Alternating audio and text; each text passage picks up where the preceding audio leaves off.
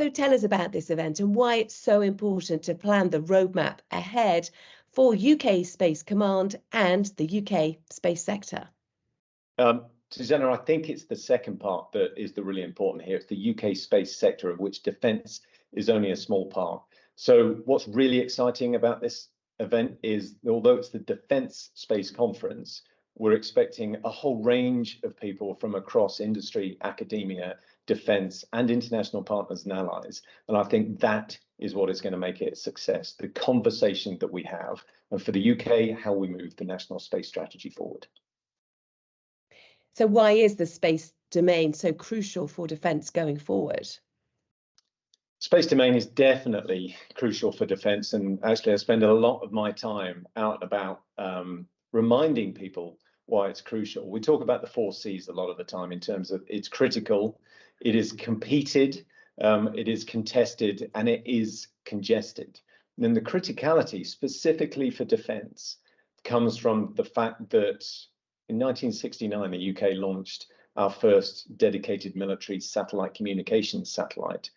And that has become incredibly important to the way that we operate around the world. And at the moment, right now, we've got 6 Skynet satellites out there, 36,000 kilometers away, but actually in a threat environment as well. So when we were formed, it was about protecting and defending those assets in what is a increasingly contested space domain. And I think what we've seen from Ukraine as well is if you can exploit the highest ground, if you can use space to look at what you need to, I think the ISR, as we call it, intelligence, surveillance, reconnaissance aspects are incredibly important.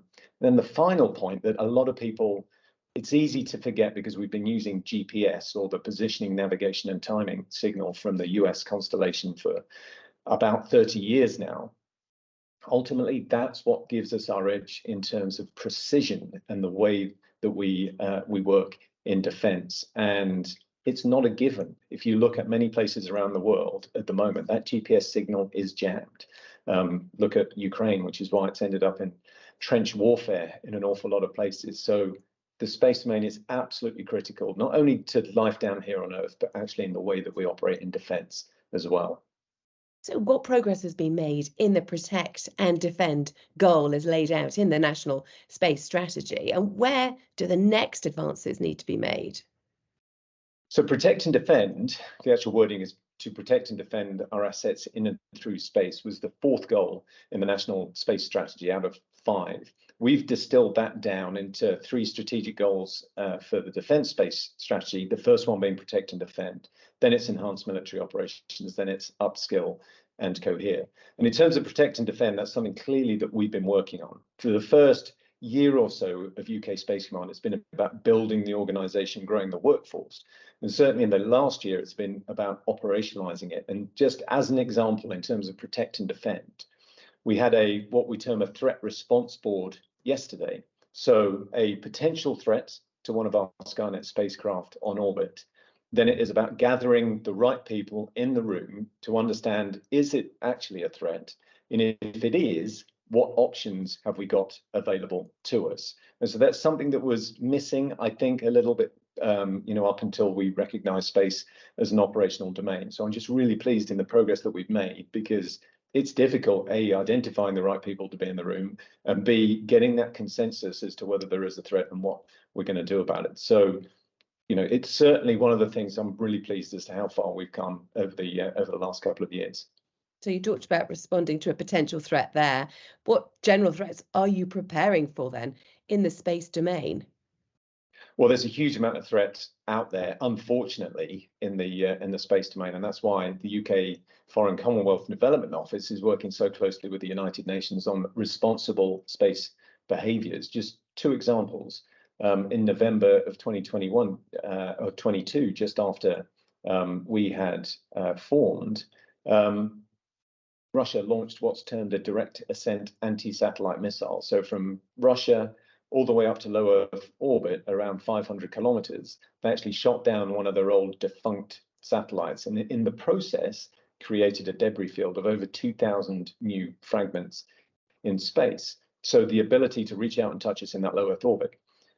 Last year, in February last year, China demonstrated the ability to be able to rendezvous. Again, they did it with one of their old defunct satellites, rendezvoused with it, grabbed it using some mechanism, and then moved it a couple of thousand kilometers into a different orbit, essentially moving it out of the way, which is a great debris cleanup capability, not so great if there is any potential to use against our satellites. Those are just two on-orbit examples of the threat.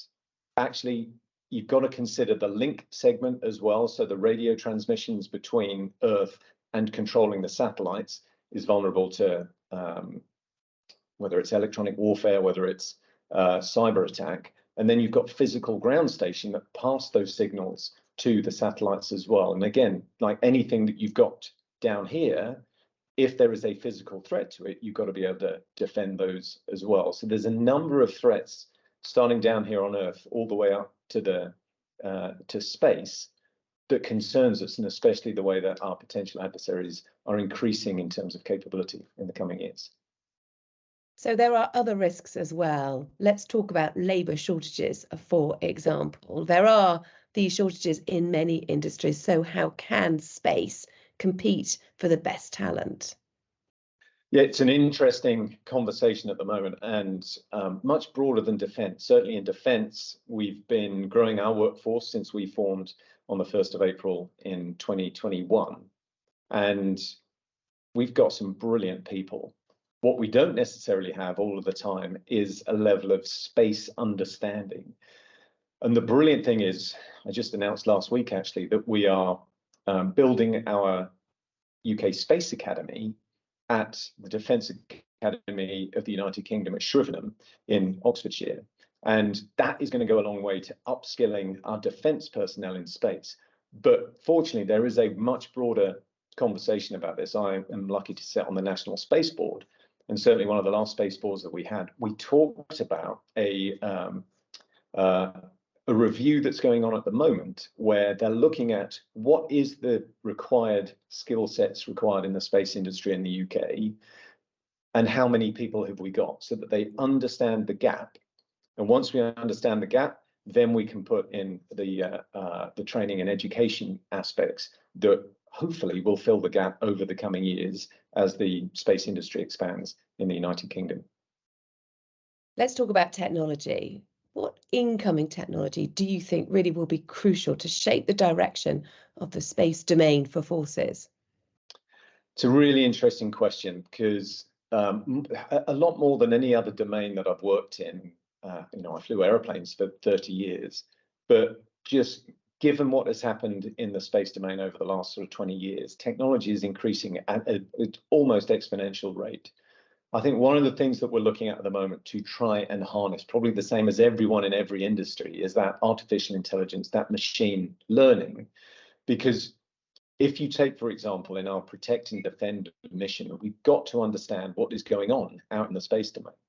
And there's hundreds, if not thousands, of different sources of information that you could look at individually and try and understand as a human, or you could try and fuse them together and use that artificial intelligence to tell you where you need to look, rather than try and look at everything. It's narrowing it down so you can now really try and understand the areas that you need to.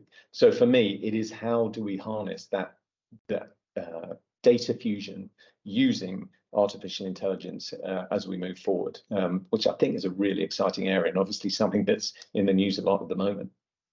So many areas to talk about, so many themes to discuss. What do you think is going to make this event a real success? It's, for me, when we have a successful gathering, especially in the UK space community, it's when people are open and honest about the problems that they have. There's a lot of positives in terms of where we've come in the last couple of years since the release of the National Space Strategy and the Defence Space Strategy. But we need to work together in order to achieve the goals that are in there. And so, A, if we get people coming along and being able to have the conversation, and B, if we have that open and honest and collaborative conversation at the conference, I think that's what will make it a success.